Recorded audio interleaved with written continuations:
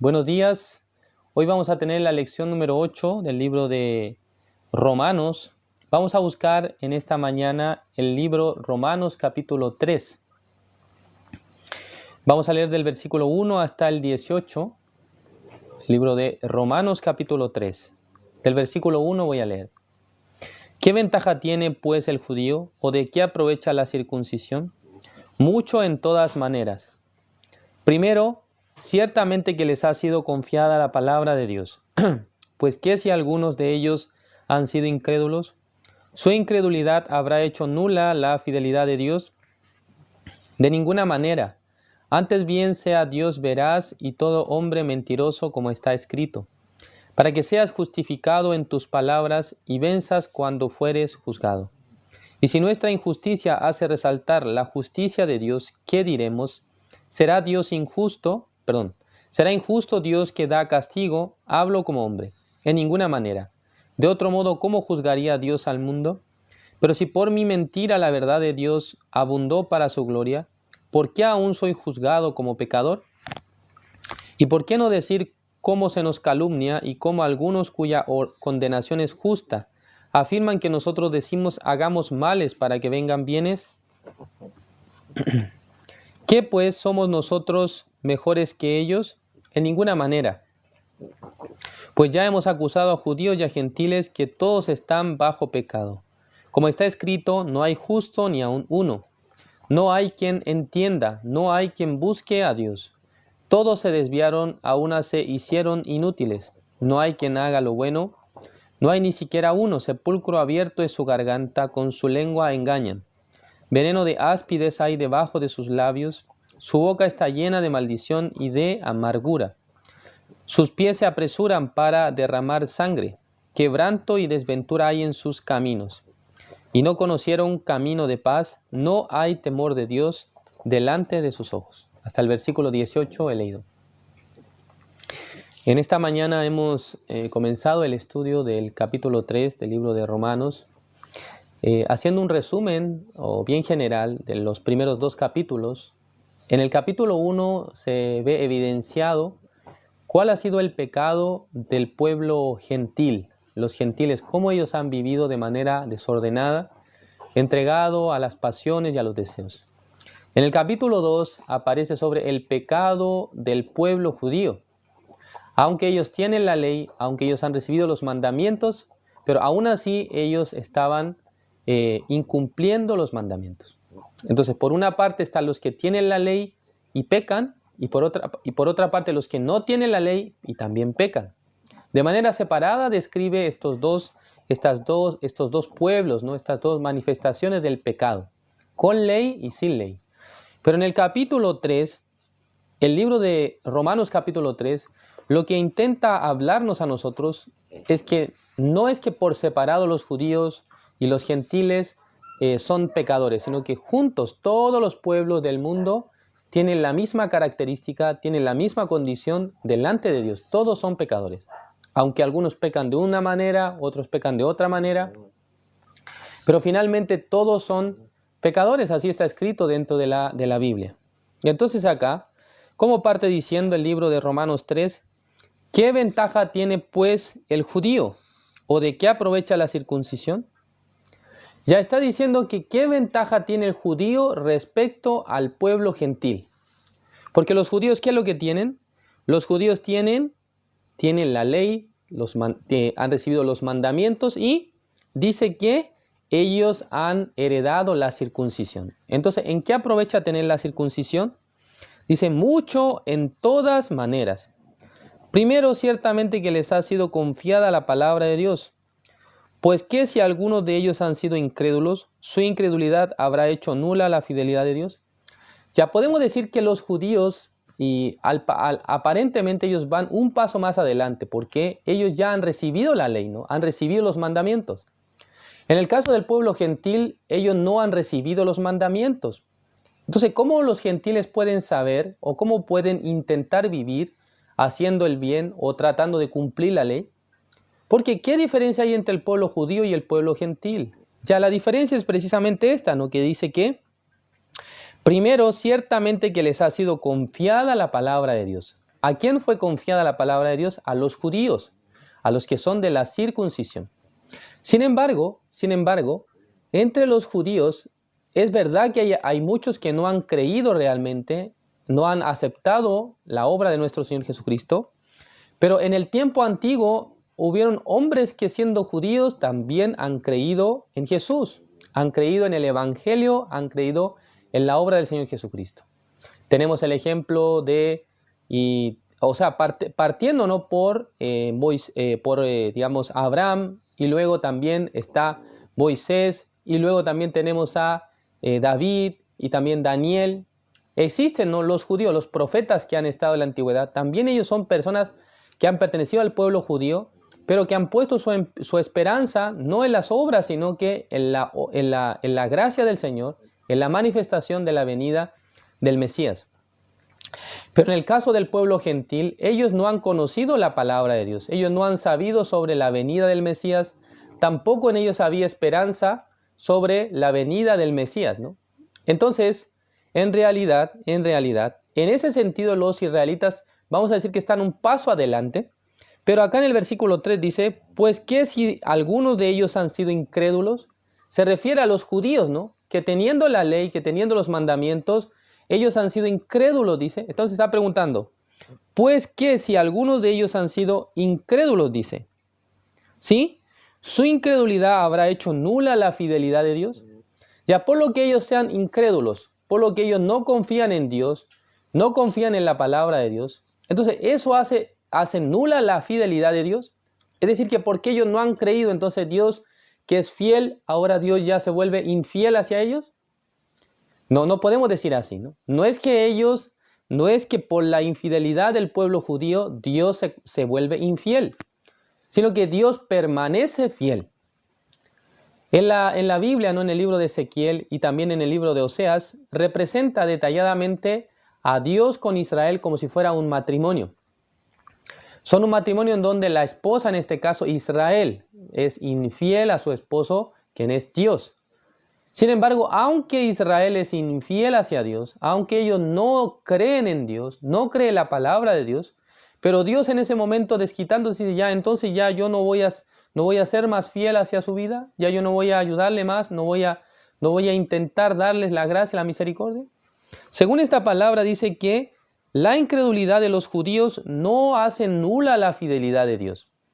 Porque Dios no es ser humano, ¿no? Dios no es un ser humano para dejar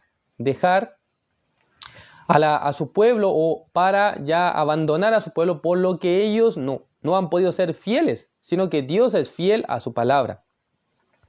Dios a su palabra siempre ha sido fiel. Por lo tanto, acá en el versículo 4 dice, de ninguna manera.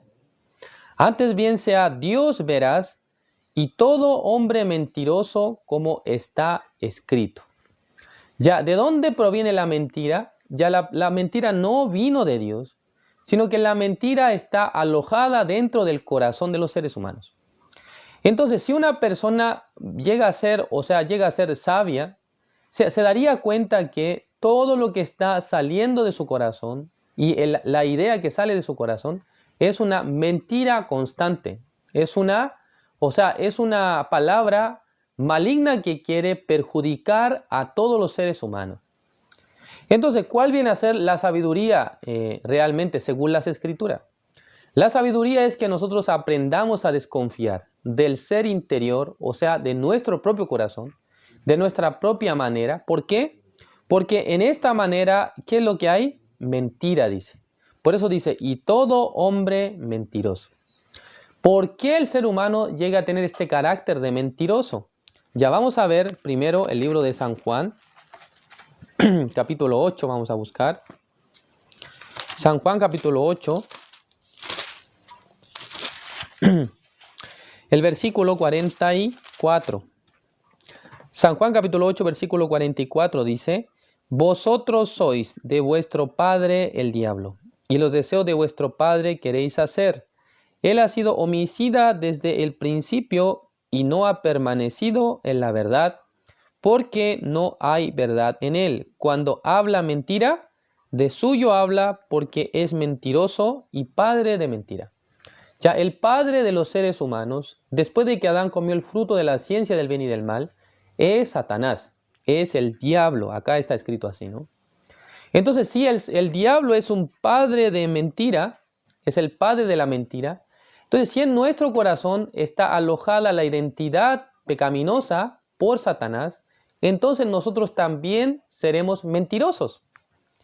O sea, naturalmente esta herencia, ¿no?, natural del corazón ya está dada por la mentira. Vamos a ver una palabra más. El libro de Salmos, capítulo 58, el versículo 3 vamos a buscar. Salmos 58, 3 dice así. Dice, se apartaron los impíos desde la matriz, se descarriaron hablando mentira desde que nacieron. Ya desde dónde está alojada la mentira en el corazón del hombre, desde el nacimiento, ¿no? Desde que nace en este mundo, ya existe mentira en nuestro corazón. Pero muchas personas, ¿no?, por el engaño de la educación, por el engaño de la moral y la ética, por haber sido una persona que recibió una buena educación, entonces lamentablemente nuestro corazón es engañado o nuestra mente es engañada pensando que de mí sale el bien, de mí sale verdad. Entonces si nos ponemos a hablar sobre cuál es la verdad, existirán muchas manifestaciones de cuál sea la verdad. Por ejemplo, cada persona que pertenece a un partido político, según la concepción que él tiene y la enseñanza que él lleva, para él esto es la verdad. Cada persona depende de su experiencia, depende de lo que aprendió desde pequeño o cómo se educó. Entonces, para él esto es la verdad. Entonces, si nos ponemos a preguntar a cada persona de este mundo, si hiciéramos una entrevista, digamos, entre 100 personas, y a cada persona le preguntamos, ¿cuál cree usted que es la verdad? Entonces, cada uno tendría su punto de vista de la verdad, ¿no? Desde su ángulo puede decir, para mí la verdad es esto, para mí la verdad es esto otro. Pero según esta palabra en el versículo 4 dice, de ninguna manera antes bien sea Dios veraz y todo hombre mentiroso. Es decir, que todas las verdades posibles que el hombre pueda tener son en realidad mentira. ¿Por qué? Porque en el libro de San Juan capítulo 8, en el versículo 44, en la parte final dice así, cuando habla mentira de suyo, habla porque es mentiroso y padre de mentira. Y así es mentiroso y padre de mentira, ¿qué es lo que saldrá de este tipo de ser, de este tipo de padre? Solamente saldrá la mentira, sobre mentira. Por esa razón acá, en el versículo 4 del libro de Romanos 3, que es lo que estamos leyendo hoy, ¿qué es lo que dice? Y todo hombre mentiroso como está escrito. Todos los seres humanos somos, ¿no? Yo no estoy diciendo que ustedes sean y yo no, sino todo ser humano es mentiroso. ¿Entienden? ¿A qué se refiere con eso? No se trata a la intención de querer mentir. Creo que todas las personas en su corazón tienen una buena intención de no decir mentiras. Por eso nosotros hablamos a nuestros hijos para que no digan mentiras, ¿o no? Ustedes a sus hijos le dicen, no, mire, usted cuando vaya a la escuela, cuando hable con su maestra, solamente miéntale, a todo el mundo miéntale. De esa manera nosotros no educamos a nuestros hijos, pero a veces nuestros hijos dicen mentira. Por ejemplo, en mi caso, yo tengo 2 hijos, el mayor tiene 4 años y el menor tiene 2 años. Entonces a veces ocurre alguna situación, digamos que dieron vuelta algo en el piso, ya digamos que dieron vuelta el agua. Entonces yo le pregunto al mayor, hijo, ¿quién hizo eso? Ya él me nombra a mi hijo menor, ¿no? Dice, Elías fue. Y luego el menor, cuando le pregunto, ¿quién fue? Enoc fue. Entonces los dos están culpándose, ¿no? Yo no sé quién quién dice la verdad, porque los dos están culpando uno al otro, ¿no? Entonces puedo decir que si Enoc está diciendo que Elías fue, entonces él fue. Pero al contrario, si Elías dice que Enoc fue, entonces pienso que él fue, entonces ¿cuál es la verdad? ¿Sí? ¿Me entienden? Entonces, en realidad, en el corazón del hombre ya hay una naturaleza mentirosa desde el momento de su nacimiento. Así está escrito en el libro de Salmos. Entonces, hermanos, si nosotros nos ponemos a evaluar de esta manera, ¿acaso hay algún antecedente en la Biblia que nos haga creer en nosotros mismos? ¿En la Biblia hay algún antecedente que nos haga pensar que nosotros somos personas confiables? Veamos un versículo más para confirmar eso. En el libro de Jeremías capítulo 17, el versículo 9 dice así: engañoso es el corazón más que todas las cosas y perverso. ¿Quién lo conocerá? Ya el versículo 9 del libro de Jeremías 17 está señalando un aspecto muy notable del corazón, o sea, muy notorio, digamos, notorio, que es, el corazón es engañoso y perverso, pero acá lo resalta al punto más elevado, ¿no? Más que todas las cosas. Más que cualquier cosa en este mundo, el corazón es engañoso y perverso. Y luego nos da el ejemplo en el versículo 11 del libro de Jeremías 17. Veamos un poco más abajo.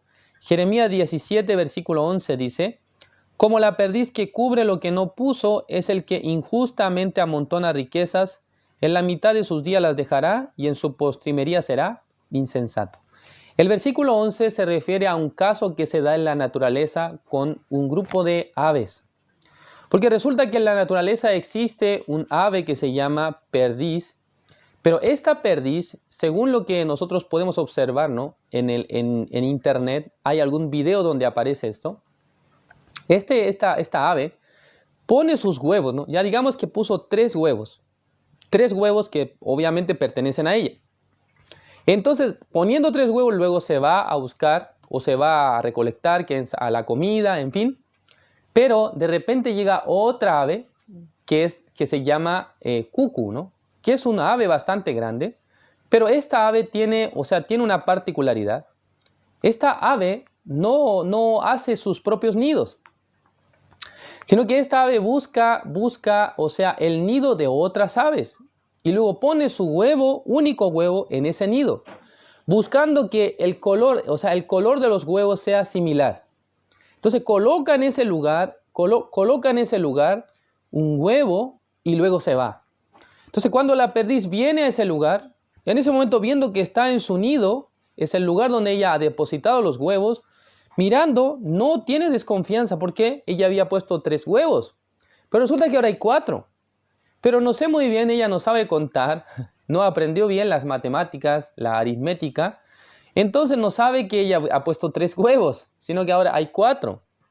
Y cuando cuando se coloca encima de los huevos para calentarlos para que un día puedan nacer, no se da cuenta de que ahora hay un intruso. Hay 4 huevos, no hay 3. Entonces, ¿qué pasa? Este huevo de cucú que había llegado como un visitante a ese lugar, y por cosas de la naturaleza, este ave nace primero, es decir, que sale primero del cascarón.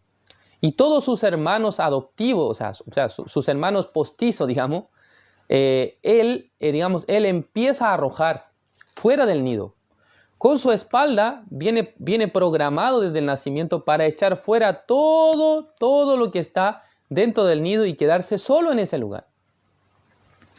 Y luego, estando en ese lugar, esta ave, ¿qué es lo que hace? Se queda ahí, ¿no? Solo. Entonces cuando viene la perdiz, la madre, cuando mira, tampoco le es como, tampoco tiene desconfianza de por qué ahora hay una sola ave, una sola cría. Supuestamente habían 4, pero ahora hay una. ¿Qué pasó con los otros? Seguramente ya se murieron, no sé muy bien. Entonces no desconfía y luego empieza a alimentar. Empieza a alimentar ¿a quién? A esa ave. Cuando pasa un tiempo, esta ave que no es su hijo, genuino, ¿no? No salió, digamos, de él.